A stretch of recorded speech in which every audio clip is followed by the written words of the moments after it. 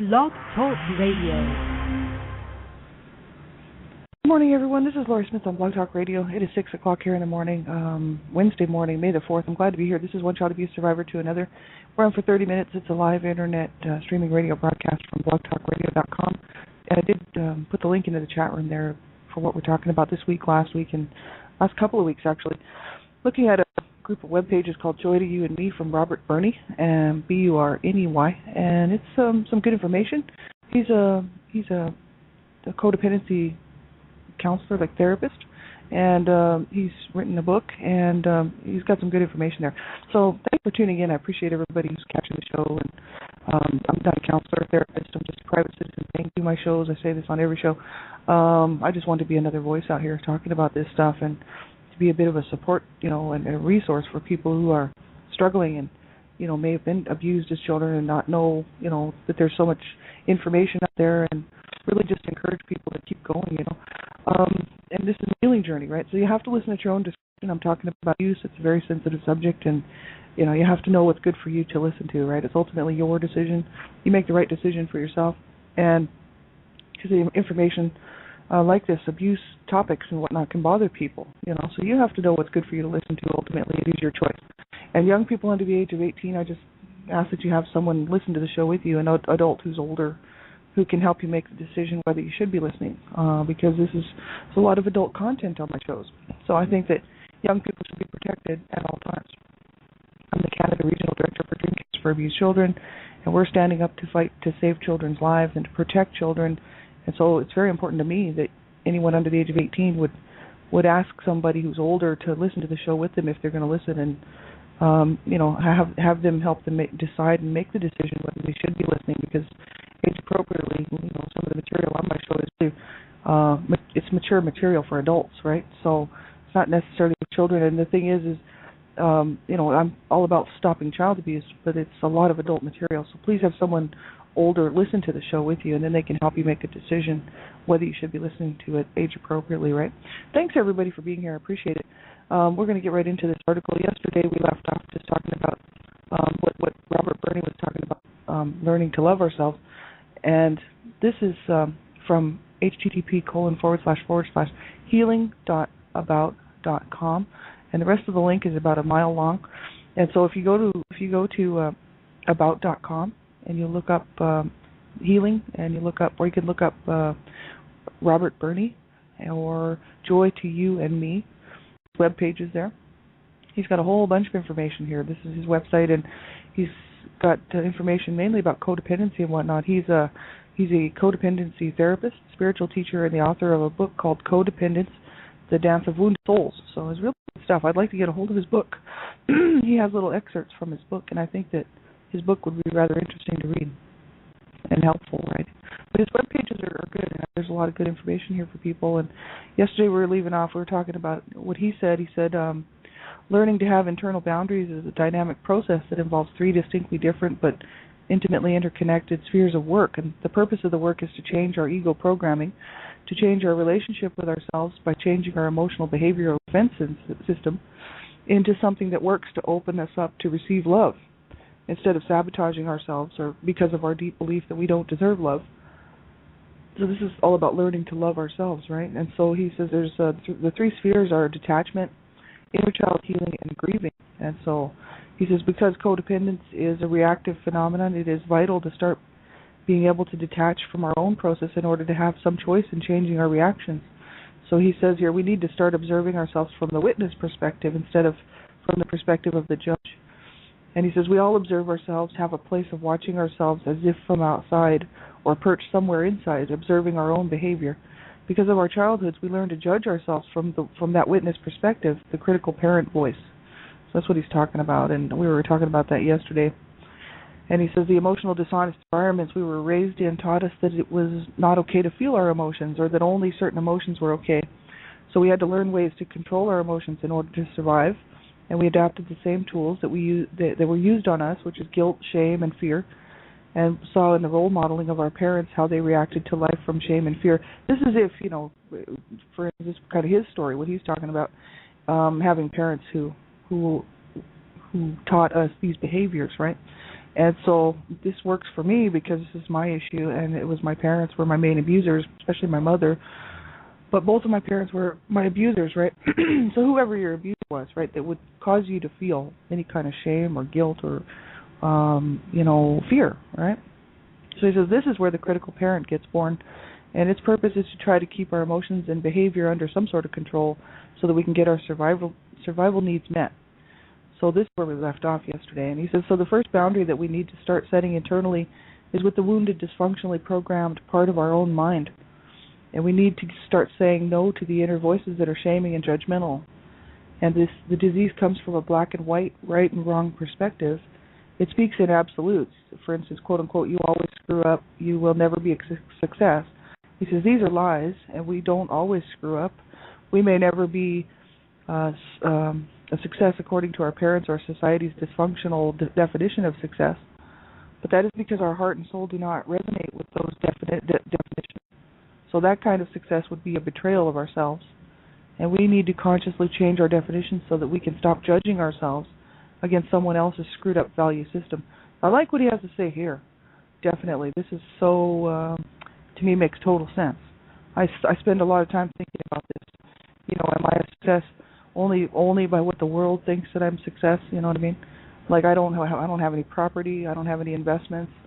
I don't have a car. I used to have a car, so I used to be kind of up there in society. I had a car. By whose success are we judging ourselves?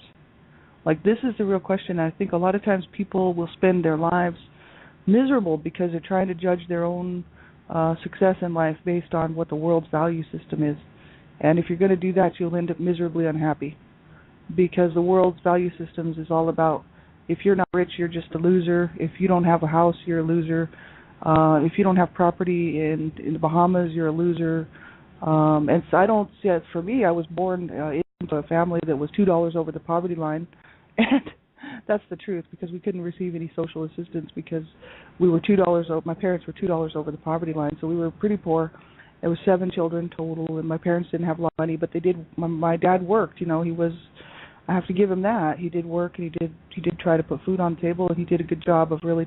They were abusive people. I mean, if anybody listens to my other shows, but he did work. He wasn't one of these men to just lay around and, let the grass grow under his feet. He was working all the time, but he was an abusive man, and he's psychologically ill. So he screwed up in that area, but he actually did work the whole time, so he was trying. But we were poor, so see, I don't really try to judge myself on the world system, because I didn't grow up in that, trying to have the best house or trying to have the best car on the street and all of this, right? I don't care about that stuff, because I'm pretty happy that I have a shelter over my head, and I'm pretty happy that I have food on the table. I don't care what kind of food it is. I'm really happy to have it. I'm happy to have just some clothes to wear. I don't have to have the latest style, because I was born into sort of a poverty situation, not like some people like in Africa, not that kind of poverty, but we're talking as far as North American standards, we were pretty poor. And so I didn't have any clothes of my own for a long time. I had to, was wearing, people say, oh, wearing hand-me-downs, but I'm talking for real, because my parents went bankrupt. They lost everything. Neighbors gave us clothes and gave us everything, because we just didn't have any money. So I got used to wearing other people's clothes, and, I didn't care, it's like, whatever, as long as I got some clothes on, right? So I'm not, I don't care so much about money, and money doesn't mean anything really to me, right? Status and all of this doesn't mean anything at all, as far as social status goes. Actually, to be this way, I wouldn't even want to be the other way, because riches and money and all this courage on this earth doesn't mean anything to me. It's a condition of what's going on in my heart and relationships with people that actually mean something to me. So I don't really care about all this stuff. But I know that a lot of people do. And if we judge our success by what the world thinks we should be, we'll be miserable, because we'll always be thinking, am I good enough? Can I really keep up with the Joneses? Can I keep up with those stockbrokers in New York City? How can you? You know what I mean? We're all living our lives, and we all have to, at some point, be who we are. You know what I mean? And so I've been kind of, I would say blessed in that area to be able to see that. A lot of people don't see that, and they spend their lives miserably chasing after something that they will probably never attain, and they'll never be able to obtain, right? For me, I always had to, because people were always looking down on our family because we were so dysfunctional, and I wasn't quite often, I was sometimes wearing my pajamas to school, and as a child, wearing dirty clothes, being beaten and shipped to school with bruises and scratches and hair a mess, you know what I mean? I had people looking at my life like, what's the matter with you, you know what I mean?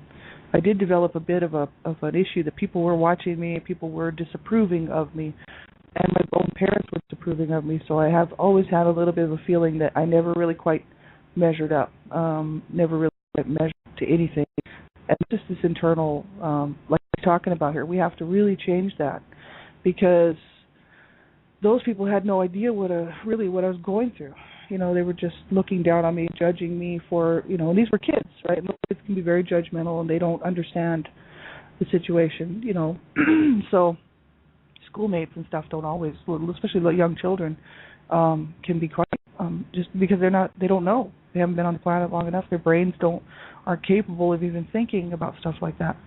Sometimes little kids will have empathy and sympathy for other children, but not always. And so, I kind of grew up in this whole situation of feeling always a little bit lesser than. But, I developed an attitude that I didn't care, because that's not what matters to me anyway. It's what's going on in my heart and what's going on in my life as far as my heart goes, and how, that's how I judge my life, and not about how much money I have. So I don't care about this stuff. But I know that a lot of people do. So it's kind of hard on people. Whether thinking, will I be able to successfully do things? How much success am I based on the world's view? And it really doesn't even matter what the world thinks. It matters what you think. You know what I mean? Like, if you think you're a success, then you're a success, right? Who cares what the world thinks, right? That's how I feel about it. I'm almost at the age of 50 here now, and I just, I wanted to, of course I had dreams and things that I wanted to do that have not panned out. And people say, well, has it been a disappointment? Even my life growing up the way that I did, I mean, people would say at the end of the day, at the age of 45 years old, are you, heading to 46 here, about 45 and a half, are you disappointed with life?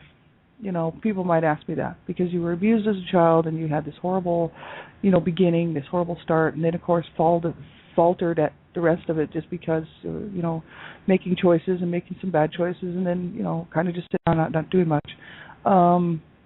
Would you be disappointed with your life? And today, sitting here, I would say no, definitely not.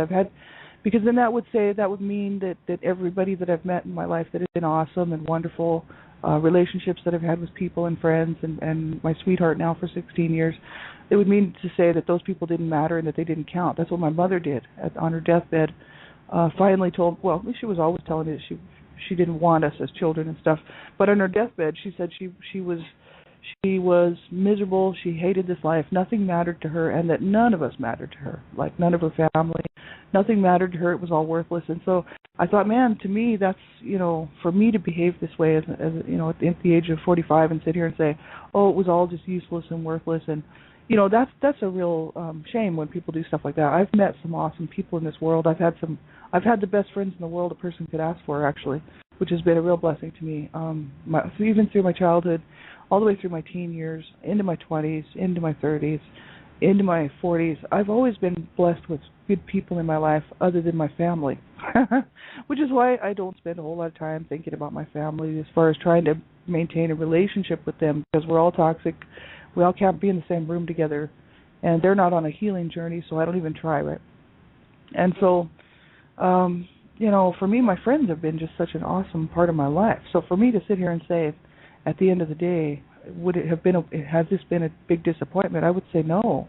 I've seen parts of the world that a lot of people probably haven't seen. I've done a lot of things that people would love to do. And growing up poor, with no money and stuff, and that could have kept me down in the poverty sense of mind, like, well, I won't travel and I won't do this, and being abused as a child. Actually, I kind of I've been really blessed to be able to kind of put that aside and always continue to live, which I think a lot of people can't do. My brothers couldn't do it. I was always interested in traveling, and I spent a year in the Grand Canyon, and I saw most of the western United States, almost all of the states in the west side, some of the central United States, and even a couple of the eastern states. I've done a lot of travel, extensive travel. I've done some traveling. I went to Ireland. I spent 8 days on a tour by myself, had a great time. I've just done some really awesome things. Went down into Mexico, around the Baja area. And, I've actually been able to travel a lot. I went to Hawaii, and when I was 16, I saved my money, and my sister took me to Hawaii for my graduation.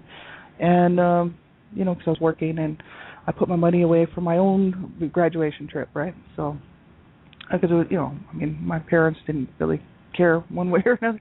They were glad I graduated, but they certainly weren't going to do anything for me. So I did something for myself. My sister actually asked me if I wanted to come with them to Hawaii for my graduation present. So they actually paid for a portion of the trip, and I had to save for my flight. And so I put my money away. And I've been able to travel. I've seen a lot of Canada. And would I say that this whole life has been just a waste of time? And that because certain things didn't work out for me?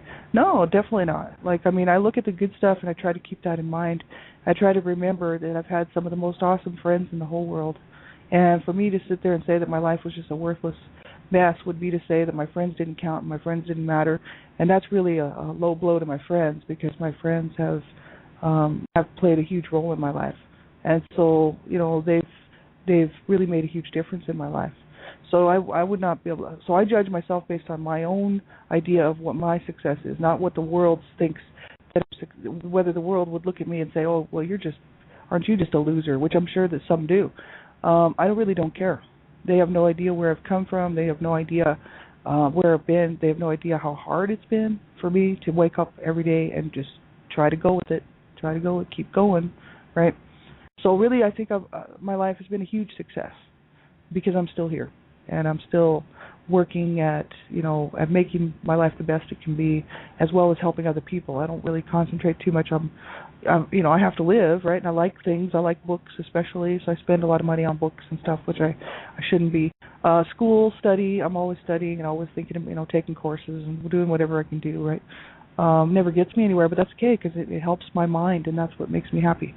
And so, my life has been quite a good success, right? Because seeing where I came from and seeing where I'm at today, I would judge it extremely successful. I'd put myself up there with these other people that think they're successful, like Trump, I'd put myself right up there, because I would ask everybody to walk in my shoes and see if he could do it. Probably not. You know what I mean? That's the issue. It'd be like me trying to walk in somebody else's shoes. Could I do it? Probably not. Everybody has some successes to celebrate just because we're here. We've made it this far, you know what I mean? We have to think, wow, look what I've been through, look what I've come through, and people, the struggle to live for a lot of people is very, very difficult. So if you're still here and you're still making it, you don't judge yourself by the world, what the world would say is successful. You judge yourself by your own view of what success is in your heart and in your life. Because I don't own anything. I don't have any property. I don't have, like what I'm saying, I just live this kind of, week to week life, and I'm okay with it, because at the end of the road, I can't take any of this stuff with me anyway. You know what I mean? Like you can't take, I don't have any children to leave any property to. So that's no, you know what I mean? Like if I did, I guess my thoughts and ideas would be a little bit different, but it's just me. And so who am I going to leave my stuff to? No, there's nobody, right? So I probably will leave some of my stuff behind to donations to libraries and stuff, because I have a lot of books and stuff. But the thing is, what do I have? Nothing, so who cares? This is a journey for me. It's more of a journey. I've been on a journey my whole life, and so I'm not really interested in collecting property and all that. If it came my way, well, I'd be all right with it. But I'm not going to scratch and claw and be miserable because I don't have it, and then try to run people over to get it. I absolutely refuse to do that. So, I know lots of people are doing that, screwing people out of jobs and hurting people so they can get their property and get their money and get their, get their title, right? So many people are always doing that, and that's a sad way to live. And people say, oh, no, it's good. It's like, well, it's good because you're on top. Wait till somebody scratches and claws over you and stomps on you and you're down the bottom. You'll be crying the blues if that's all that's important to you, because life isn't really about that stuff. You know what I mean? And people, especially North American society has said that that's exactly what life is about. That is totally not what life is about, right? So we have to really look within ourselves to find out what makes us happy, what makes us tick, and then, and then base our successes based on that, and not on the world's view of what successful really is, right? I think it's very important because we'll be a lot happier. People would be a lot happier if they did that. I know myself. I don't wake up in the day going, oh, woe is me. I don't have a house. And when somebody buys a house, I don't get all jealous and I'm like, oh, look at them. They've got a house. I'm like, oh, right on. Good for you. You know what I mean? That's awesome. I'm happy for them. I feel kind of bad for them because they're going to be tied to this thing for the rest of their lives. But the thing is, if they're happy, that makes me happy, right? So it's whatever makes people happy. We got to celebrate that. You know what I mean? And so that's the issue. I wouldn't spend a lot of time trying to base my success on what the world thinks is successful, because people would just be looking at me going, you're just a loser, you've got nothing. And whereas I say, you know what, I've got everything. I've got really good friends that do care about me and love me. I've got a roof over my head. I've got food every day. It's a miracle. I don't know how all this stuff happens, but it does every day, And so I'm very thankful for what I have. Absolutely, I am.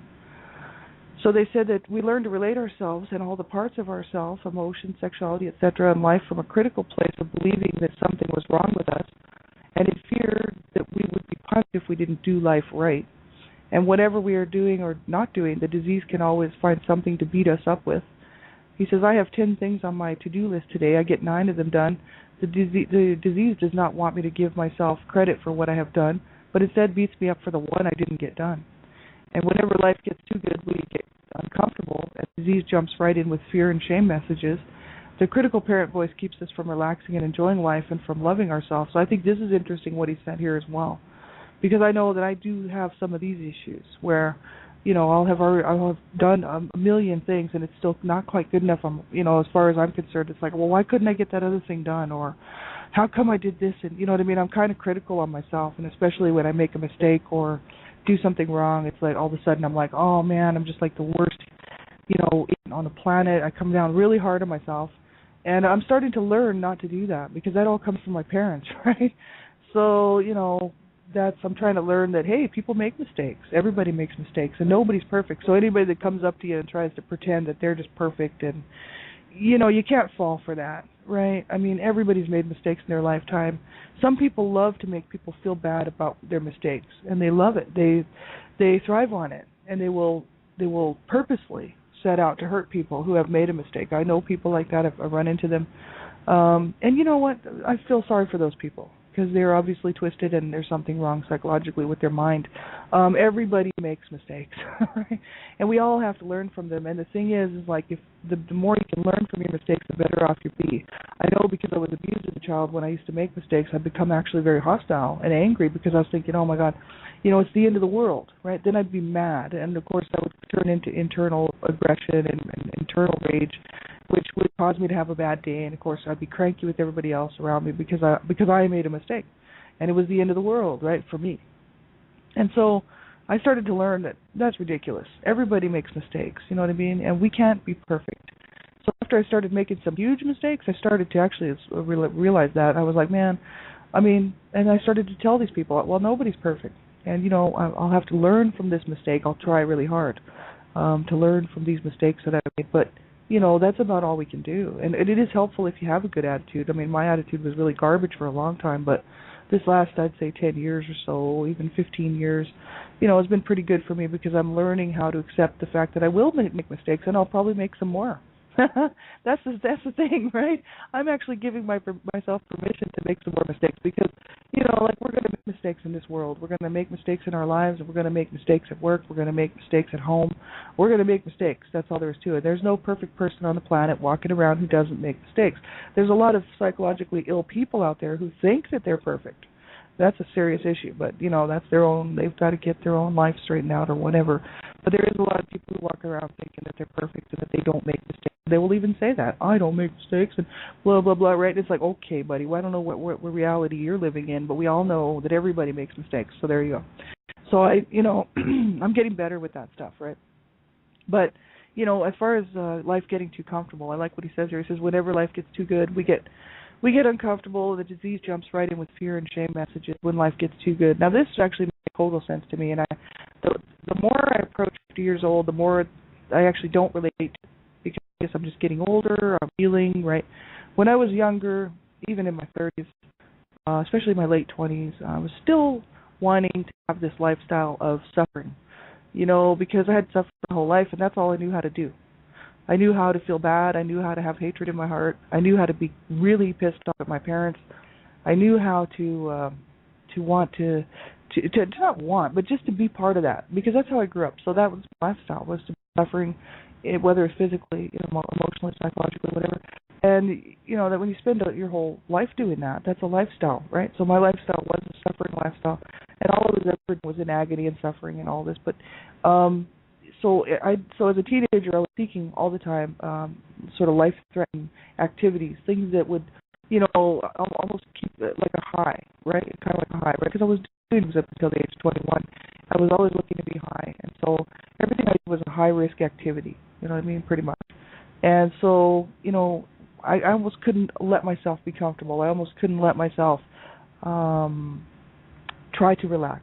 You know what I mean? It was just always high and not necessarily stoned. I used to do a lot of speed and cocaine and crank and horrible drugs, and be uptight and wound up, and then of course I would sleep for like 2 or 3 hours, and then I'd be back up again, and sometimes I wouldn't sleep for 3 days, and I would just be this is how I lived my life until the age of 21. And then I finally decided, okay, that's enough of that. I got to stop this because I don't want to end up dead like my brother.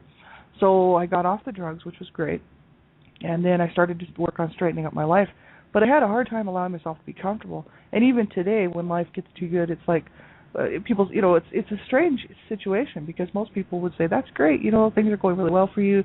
But as soon as things start going well, it's almost like it's almost a self-sabotage thing, because you know that, coming from a horrible situation, that things can be really bad, right? And so it's almost like if you let yourself experience good stuff, then all of a sudden the bad stuff, if it happens again, which, because we've already come from the bad stuff, and experienced the bad stuff, then of course it's a big letdown, right? And so throughout my life, I've had periods of time where things have gone extremely well, and then all of a sudden it's a letdown, and it's like, but that's just learning to live with life, because life will throw punches at you. I mean, life will have there will always be something that will come up, whether it's a death or whether it's an illness, whether it's a job loss, whether it's these things will come up, guaranteed. You can't get through life without this kind of stuff happening. You know what I mean?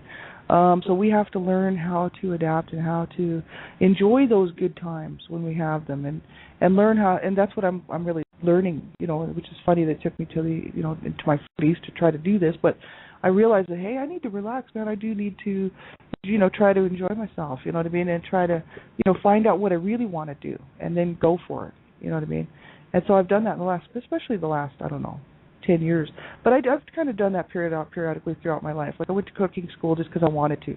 I like to cook, and when I was 25, I finally decided to do something with myself and went to cooking school for a couple of years and tried to get I was working on a bachelor's degree, but I was almost done with my associate's degree, and I didn't pass the course because I didn't take a baking course, because my brother had died of a drug overdose up in Canada, and I came to the funeral, and then my mother, the day we got back from the funeral, my mother fell and broke her hip. She had a stroke, broke her hip, and was needing a lot of help. And so I decided to not take the baking course, which they said, if you drop the class, you may not come back. And I was like, no, I'll come back. Well, I never did come back, so I didn't get my degree.